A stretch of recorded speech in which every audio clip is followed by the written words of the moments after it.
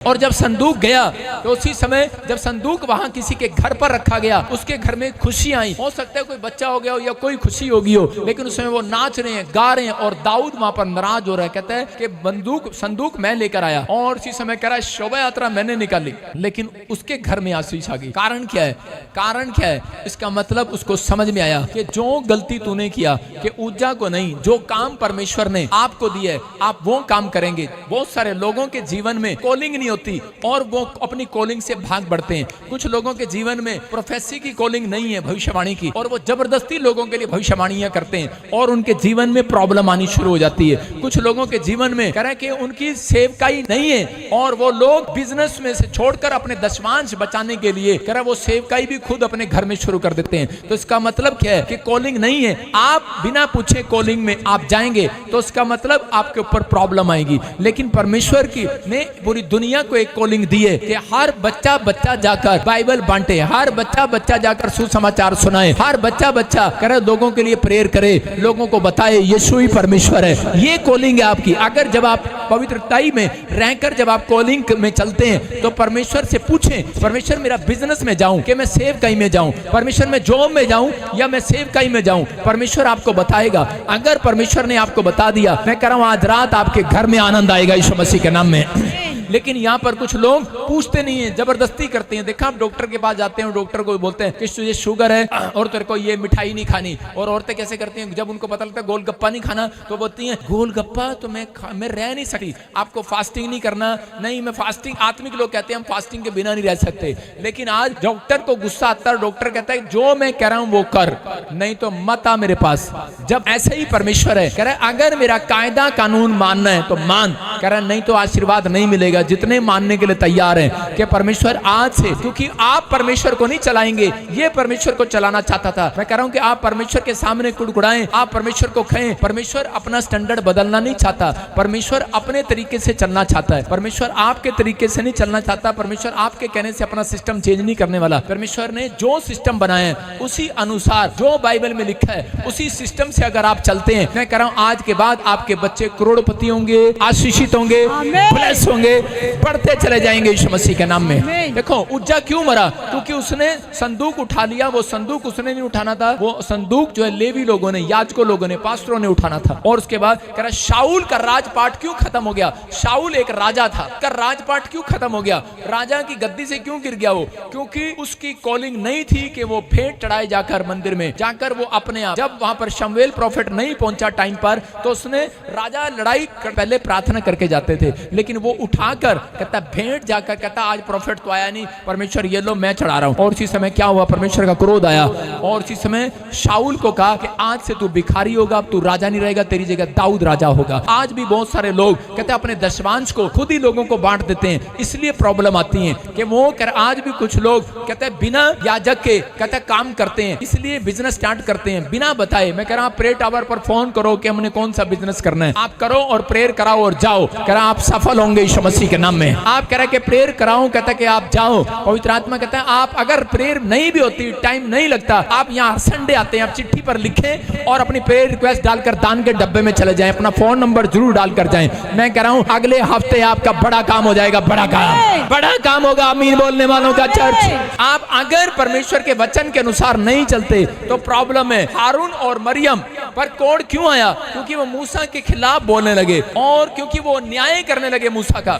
का न्याय करने लगे, खुद न्याय करने लगे। आज विश्वासी के ऊपर प्रॉब्लम क्यों आती है? वो चर्चों में पादरी जो कर रहा है, ओए देखियो पादरी चंदा खा रहा है, ओए कह रहा है कि यार देखो क्या कर, उसकी कॉलिंग नहीं है सेवा करने की, लेकिन वो क्या करता है? वो बुराई करता है, बैठा बैठा वीडियो बना रहा होता है कि देखो कह रहे उसने ये कर दिया, उसको पास्टर को ये करना चाहिए था, वो करना चाहिए था। बेवकूफ कहीं के, 2008 से सेवकाई कर रहा हूँ, 18 साल हो गए, बुढ़ा नहीं हुआ आज तक, लेकिन तू 2 साल में बुढ़ा लगेगा, बुढ़ा। आप समझ रहे कि नहीं? कह रहे कि सुनना है, परमेश्वर का नूर है हमारे ऊपर, परमेश्वर की आशीष है हमारे ऊपर। पवित्र आत्मा कहता मेरा न्याय करने वाला, कहता मेरे दास का न्याय करने वाला। मूसा को कहा तेरा न्याय करने वाला ये कौन होते हैं? गुस्सा आ गया उसको। उसने कहा हारून और मरियम। कह रही चिड़चिड़ाना करने लगी, कुड़कुड़ाने लगी, बोलने लगी, कहते क्या यही प्रॉफिट है? इससे बातें करता है परमेश्वर? कलीसिया को बताने लगी हमसे भी बातें करता है। हमारे यहाँ भी भविष्यवाणी होती है, आप देखें ना, वीडियो बनाएंगे, बाद में कहेंगे ये चर्च अच्छा नहीं है, इस चर्च में जाओ, फिर कहेंगे बाद में कहेंगे हमारा पास्टर भी है, यहाँ पर चर्च में जाओ। अरे कॉलिंग नहीं है, शराब पाएंगे उसके ऊपर। आपकी समझ रहे हैं मेरी बात? मतलब आप अपनी कॉलिंग से भाग रहे हैं, आप किसी का न्याय कर रहे हैं। अच्छा है माड़ा है, सब पास्टर अच्छे हैं, कोई बुरा नहीं है, वो काम परमेश्वर का है, इंसान का नहीं है, याद रखना। मैं कह रहा हूँ बिजनेसमैन अच्छा है बुरा है आपका नहीं है, वो परमेश्वर का काम है। आपका काम है उनके लिए दुआ करना कि वो बदल जाएं, अगर आपको गलत लगते हैं तो आप सिर्फ प्रार्थना करें। कहता आप अपनी कॉलिंग से जब भागते हैं तो प्रॉब्लम आती है, तो समस्याएं आती हैं, लेकिन ऊपर से लगते हैं ढोल सबसे अच्छा लगता है। ढोल देखा कभी आपने? अरे कोई ढोल लेके आएगा मेरे पास? किसी ने ढोल देखा? ढोल देखा? ढोल होता है ढोल। कितने का ढोल? कितने का? 2000 का, 4000 का, 5000 का। मैं आज आपको फाड़ के दिखाऊंगा ढोल। सुनो, ढोल होता है, ढोल ऊपर से अच्छा लगता है, जब उसको फाड़ दो ना अंदर से खाली होता है वो। आज बहुत सारे विश्वासी ऐसे ही हैं, ऊपर से बहुत अच्छे हैं, हम प्रार्थना करते हैं, हम बहुत अच्छे हैं, अंदर से खाली है, उनकी जेब में चुन्नी भी नहीं है। आप समझ रहे हैं? क्योंकि वो वचन के अनुसार नहीं चलते। अगर आप वचन के अनुसार चलें, आज सिर्फ प्रचार करना जानते हैं, वचन के अनुसार चलो, वचन के अनुसार चलो, अरे वचन के अनुसार चलो, लेकिन खुद नहीं चलते। मैं कह रहा हूं कि अगर आप वचन के अनुसार चलते हैं तो परमेश्वर कह रहे हैं उसकी आज्ञा मानते हैं, उसका भय मानते हैं आपके जीवन में, तो परमेश्वर ने मूसा को कहा, कहता है कि अब मूसा मैंने छोड़ूंगा नहीं हारून और मरियम को। और उनके ऊपर उस रात कोड आ गया। जब उनके ऊपर कोड आया तो उसी समय हारून और मरियम, कौन बैठा है उधर लाइव में, कैमरे पे कौन बैठा है उधर, स्क्रीन पे कौन बैठा देखिए उधर, और कह रहा है कि जब उसके ऊपर कोड आ गया और उसी समय वो माफी मांगने लगे। मूसा उनके लिए प्रार्थना कर रहा था। मूसा ने कहा परमेश्वर माफ कर देने। मूसा की कॉलिंग थी प्रार्थना करने की। उसके बाद वो मूसा के पास गए। मूसा परमेश्वर को कहा हमें माफ कर दे। उनको समझ में आ गया कि ये तुम्हारा बाप है, इसके ऊपर कॉलिंग है, जब ये प्रार्थना करेगा कोड हट जाएगा यीशु मसीह के नाम में। आज भी बहुत सारे लोग बुराई करके, चुगली करके, ईर्ष्या करके अपने ऊपर कोड मारे हैं। आज लोगों को ये वाला फोड़े वाला कोड नहीं होता, किसी को कर्जे का कोड, बीमारी का कोड, शराब का कोड, उसके बच्चे बर्बाद हो जाते हैं, एक्सीडेंट हो जाता है, अनाथ हो जाता है, सारी जिंदगी ब्याह नहीं हो पाता, नशे खत्म हो जाती हैं उसकी, ऐसे ऐसे शराब आते हैं। समझ रहे नहीं? कह रहे ऐसे ऐसे कोड आते हैं। कहता है लोगों को पता नहीं होता, ऐसे ऐसे कोड आएंगे, अगर शादी भी हो जाएगी बच्चा नहीं होगा सारी जिंदगी। कहते हैं कि दाऊद का मजाक उड़ाया, लेकिन उसी को कहता है जिसने मजाक उड़ाया उसी समय बच्चा नहीं हुआ उसको। आप समझते हैं मेरी बात? कहते हैं बहुत सारे लोगों के बांझ हैं आज भी काम, लेकिन अगर आप परमेश्वर के लिए कहता है शुद्ध मन लेकर आएंगे, परमेश्वर का आत्मा कह रहे हैं उनके काम खुलेंगे आज रात यीशु मसीह के नाम में। कहता है आप कुछ भी करें, बाइबल कहती है कुछ भी करो, किसी चीज को भी छुओ, लेकिन आपका मन शुद्ध होना चाहिए। अगर आपका मन शुद्ध नहीं है तो आप कभी भी तरक्की नहीं कर सकते। आप डॉक्टर के पास जाएंगे, वो आपकी रिपोर्ट को कई बार फेल करेगा। आप कोर्ट में जाएंगे, अपनी बहू के पास जाएंगे, सुधर जा, अपने ससुर के पास जाएंगे कि भाई गुस्सा न कर, नहीं मानेगा, वो नहीं सुधरेगा, क्योंकि परमेश्वर ने उनका मन कठोर कर दिया है। अगर आज आप शुद्ध मन होकर आए, आज रात मैं कह रहा हूं परमेश्वर एक बड़ा काम करने वाला, बड़ा काम। अपने हाथों को उठाओ और बोलो कि परमेश्वर मैं तेरे सिस्टम से चलूंगा आज रात से। देखो गिनती 4 के 15 में क्या लिखा, हाँ पढ़ेंगे फटाफट। और जब हारून और उसके पुत्र छावनी के कूच के समय पवित्र स्थान और उसके सारे सामान को ढांप चुके उसके उठाने के लिए आए, पर किसी पवित्र वस्तु को ना छुए, कहीं ऐसा ना हो कि मर जाए। देखो क्या लिखा, कह रहा है पवित्र वस्तु को ना छुए, कहीं ऐसा ना हो आप मर जाएं। उस समय में कुछ वस्तुएं होती थी जिनको नहीं छुआ जाता था, लेकिन आज के समय में कहते हैं कुछ बातें ऐसी होती हैं जिनको आप नहीं छू सकते, नहीं कर सकते। समझ में आया कि नहीं? कुछ बातें ऐसी हैं जिनको आप मुंह से नहीं कर सकते। इसलिए परमेश्वर ने, यीशु मसीह ने नए नियम में कहा कि कोई भी गंदी बात तेरे मुंह से ना निकले, कोई भी भद्दी बात तेरे मुंह से ना निकले, कोई भी क्रोध की बात तेरे मुंह से ना निकले और बुराई की बात तेरे मुंह से ना निकले। लेकिन लोग ये शर्म नहीं करते, बुराइयां करते हैं। लेकिन मैं उन लोगों को कह रहा हूं कि अगर आज रात आपने उन बातों को छुआ है तो कहता है कि उसी समय वो व्यक्ति मर जाता है। आज नए नियम में कहता है परमेश्वर ने दया की हुई है, मरता नहीं है, लेकिन उसका काम मरता है, अधमरा हो जाता है, उसका हाथ मरता है, वो प्रॉब्लम में जाता है, एक्सीडेंट होता है, काम करने जाता है, प्रॉब्लम में चला जाता है, बिजनेस फ्लॉप हो जाते हैं। लेकिन काम, आज बहुत सारे लोगों के काम मरे पड़े हैं। लेकिन मैं उन लोगों को कह रहा हूं कि जो आज अपने काम जिंदा कराना चाहता है, अपने हाथों को उठाऊं और कहूं परमेश्वर जो भी कोई मेरे मुंह से निकला है परमेश्वर क्षमा कर इस समय पवित्र आत्मा। जो भी मैंने मुंह से किसी अवस्तु चीज को छुआ है, मैंने कुछ भी मुंह से कहा है, परमेश्वर माफ कर, मेरे हाथ शुद्ध कर, मेरा मन शुद्ध कर, मेरे बच्चों का मन शुद्ध कर। आज से पवित्र आत्मा हमारे घर में आशीषों को खोल दे यीशु मसीह के नाम में।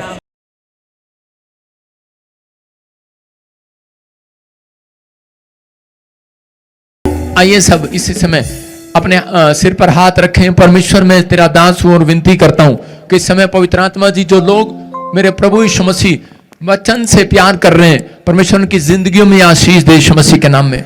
ब्लेसिंग दे यीशु मसीह के नाम में। अपनी अपनी बाइबल खोलो फटाफट जल्दी से। आज पवित्र आत्मा जी आज बहुत सारे लोगों को आशीष देना यीशु मसीह के नाम में। कितने लोग चाहते हैं कि आज वचन मेरी जिंदगी में काम करे?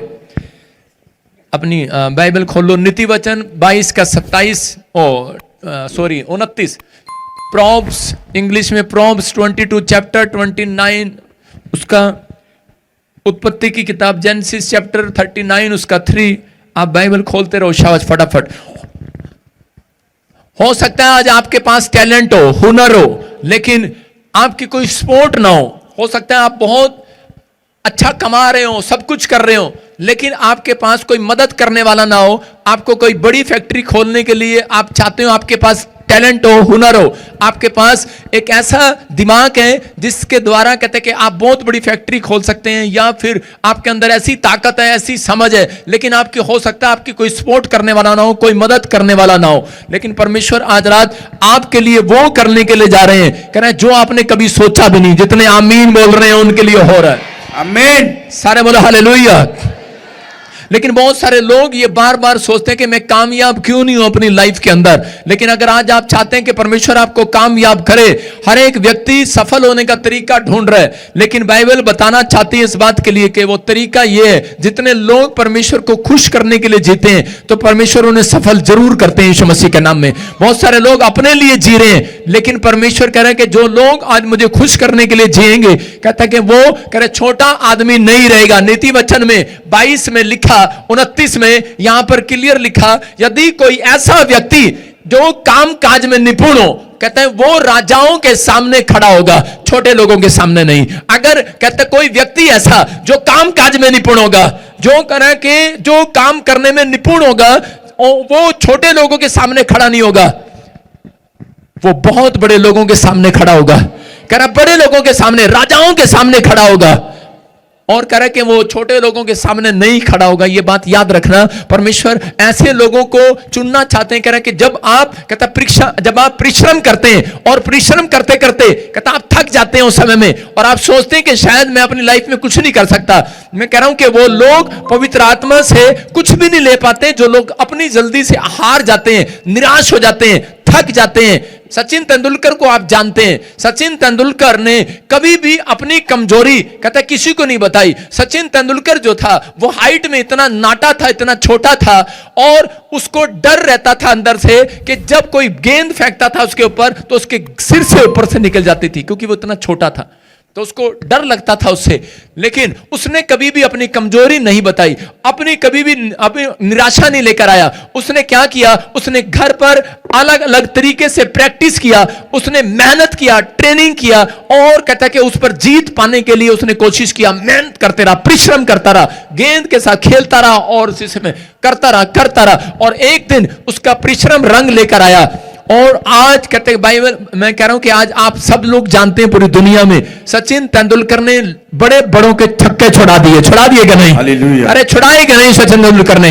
हो सकता था, वो कह सकता था मैं छोटा हूं, मैं नाटा हूं, मैं कुछ नहीं कर सकता, मैं खेल नहीं सकता, मेरा कुछ नहीं हो सकता। अरे ये तो इतने बड़े बड़े 6 फुट के लोग आते हैं और इतनी तेज गेंद फेंकते हैं, पाकिस्तान के क्या, साउथ अफ्रीका क्या, और मेरी गेंद यहां से निकल जाती है। लेकिन उसने मेहनत किया। वो लोग जो है अपनी जिंदगी में कभी कामयाब नहीं होते, सफल नहीं होते। जो लोग कह खोखले बहाने होते हैं जिनके पास, वो लोगों के पास खोखले बहाने होते हैं कई लोगों के पास कि नहीं पास्टर जी मैं तो कुछ नहीं कर सकता। एक्चुअली पता क्या है, मेरी कोई सपोर्ट नहीं है ना, मेरे पास टैलेंट है, मैं लकड़ी का इतना अच्छा कारीगर हूं, मैं वेल्डिंग का इतना अच्छा कारीगर हूं, लेकिन मेरे मां बाप मेरी सपोर्ट करते तो बड़ी फैक्ट्री खोल सकता था। मेरे पास कह रहा कि इतना दिमाग है, इंजीनियर हूं मैं, लेकिन मेरे मां बाप ने मेरी मदद नहीं किया, नहीं तो मैं इतनी बड़ी दुकान खोल लेता। आज लोगों के पास खोखले बहाने, ये याद रखना। कहता आपके पास, कहता है कि अगर कुछ भी ना हो, कह रहा कोई स्पोर्ट ना हो, कोई एक्सपीरियंस ना हो, लेकिन आपके पास कहता कोई मदद करने वाला ना हो, लेकिन आपके अंदर कहता है परिश्रम करने के लिए आप निपुण हो। कहता आप परिश्रम करते रहो, कुछ हो ना हो, लेकिन करते रहो, मेहनत करते रहो। एक दिन परमेश्वर की नजर आपके ऊपर जरूर पड़ेगी यीशु मसीह के नाम में। ये याद रखना, जब आपके काम करते हैं, जब आप देखते हैं किसी नौकर को, कहना जब वो काम पर काम करता, कभी जवाब नहीं देता, तो आप उस नौकर को ज्यादा प्यार करते हैं। मैं आपको बता रहा हूं कि मेरे चर्च में एक सुमित नाम का लड़का है, और वो कई साल पहले जब मेरे चर्च में आया आसाम से, तो उस समय मैं पुराने चर्च में देख रहा था कि वो मिट्टी में लगा हुआ है, काम कर रहा। जब मैं दूसरी बार आता काम कर रहा, तीसरी बार आता काम कर रहा, और अलग अलग तरीके से कभी पौधों को पानी दे रहा, कभी कुछ कर रहा। तो मैंने उस लड़के के बारे में पूछा, मैंने कहा ये लड़का कौन है, इतना काम करता है? क्योंकि वो लोगों ने बताया, कहते ये इतना काम करता है चर्च में, कभी बुड़बुड़ाता भी नहीं है, कभी कुड़कुड़ाता भी नहीं है, जवाब नहीं देता आगे से, जितना परिश्रम करता है कहता है हंस के कह देता है, इसको कोई डांटता तो हंस के कह देता है। मैंने कहा अच्छा। मैंने उसको बुलाया और मैंने कहा कि तू इतना निपुण है काम करने में, मैंने कहा तू राजाओं के सामने खड़ा होगा आज के बाद। और उसको मैंने अपने घर ले गया, और आज वो नौकर नहीं है, वो मेरे बेटे की तरह है, वो मेरे घर रहता है 5 साल से। ये परमेश्वर है। मैं कह रहा हूं कि अगर उस व्यक्ति के ऊपर नजर पड़ सकती है मेरी, तो अगर आप परिश्रम करने में, कहता है अगर आप कुड़कुड़ाए नहीं, जब आप काम करते हैं, जब आप मेहनत करते हैं, तो आप कुड़कुड़ाए नहीं। आप ये ना कहें परमेश्वर तूने मुझे ये नहीं दिया, मुझे वो नहीं दिया। परमेश्वर ऐसे लोगों के ऊपर नजर डालते हैं जो कुड़कुड़ाते नहीं है, वो हंसते रहते हैं, काम पर काम करते रहते हैं। परमेश्वर तेरा धन्यवाद हो।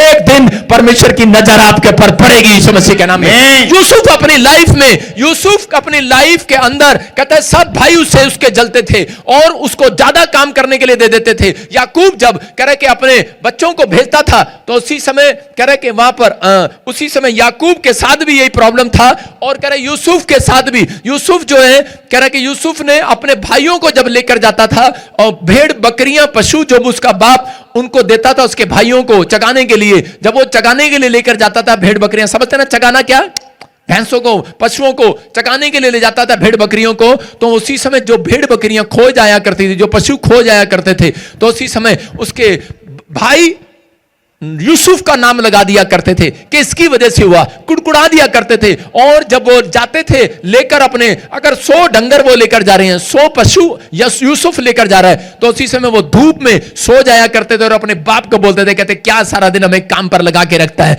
परमेश्वर देखता है। वो अपने परिश्रम के लिए कहता है कि वो संतुष्ट नहीं थे, वो कुड़कुड़ाते थे और बुड़बुड़ाते थे। और उसी समय जब भी कोई भैंस या कोई पशु चोरी हो जाता था, भेड़ बकरियां, तो उसी समय वो यूसुफ का नाम लगा दिया करते थे, और यूसुफ अपने भाइयों की डांट खा लेता था, उनका इल्जाम अपने सिर पर ले लेता था और अपने बाप के सामने हंसने लगता था। कभी कुड़कुड़ाता नहीं था, कभी कंप्लेंट नहीं किया, उसने परिश्रम पर परिश्रम किया। और उसी समय यूसुफ के साथ परमेश्वर रहा, और वो जब भी उसको 100 पशु मिले, तो उसी समय वो 103 अपने घर में लेकर आता था, और अपने इतना मेहनती था, वो कमा कर लेकर आता था, और भी लोगों के ढूंढ ढांड कर कहां से कोई हमारा घूम रही हो तो उसको जोड़ लेता था अपने साथ। मतलब परिश्रम करने में मेहनती था, और परमेश्वर की नजर एक दिन उस व्यक्ति के ऊपर पड़ी, और परमेश्वर ने उसकी मेहनत को, उसके परिश्रम को देखकर परमेश्वर ने कहा, उसकी ईमानदारी को, उसकी वफादारी को देखकर परमेश्वर ने यहां बिठा लिया कि एक दिन तू बड़े लोगों के सामने खड़ा होगा यीशु मसीह के नाम में। उसको काम काज में निपुण देखा परमेश्वर ने, उसको कहा इतना काम करता है, ये इतना निपुण है। कहता है कि उसके पास कोई सपोर्ट नहीं थी, कोई उसका फाइनेंस नहीं था, उसके पास कोई मदद करने वाला नहीं था। हो सकता है आपके पास कोई सपोर्ट ना हो, आपकी मदद करने वाला ना हो, लेकिन आपके अंदर एक कहता है कि टैलेंट हो कि आप काम पर काम कर रहे हैं, लेकिन आपके अंदर ईमानदारी, आप कभी कुड़कुड़ाए नहीं, आप कभी भी किसी के खिलाफ नहीं गए, लेकिन आप मेहनत पर मेहनत करते रहे, अपने परिश्रम पर आप ईमानदार रहे, आप मेहनत करते रहे, मेहनती रहे। किसी के लिए आपने अपने माँ बाप के सामने कभी कुड़कुड़ा कर नहीं देखा। आपको माँ बाप ने काम दिया, अगर आप नहीं कुड़कुड़ाए, ये याद रखना यूसुफ नहीं कुड़कुड़ाया, और परमेश्वर ने कहा जो कह रहा निपुण होगा ऐसा व्यक्ति, अगर तुम देखो तो कह रहा वो राजाओं के सामने खड़ा होगा। ये भविष्यवाणी आपके लिए, अगर आपके बच्चे निपुण मिले और कभी जिंदगी में कुड़कुड़ाए नहीं, वो राजाओं के सामने खड़े होंगे। यूसुफ ने उसी समय, परमेश्वर ने यूसुफ को देखा, कह रहा कि उसी समय पोतीपर के खेत में गया, पोतीपर के खेत में गया तो पोतीपर ने उसकी सैलरी मार लिया, उसको ऐसा काम दिया, लेकिन वो जैसा काम मिलता था वो परमेश्वर का धन्यवाद करता हुआ परिश्रम पर परिश्रम करता रहता। उसने कहा उसके लोगों ने, लेकिन उसके अंदर एक बात थी, तेंदुलकर के अंदर एक बात थी,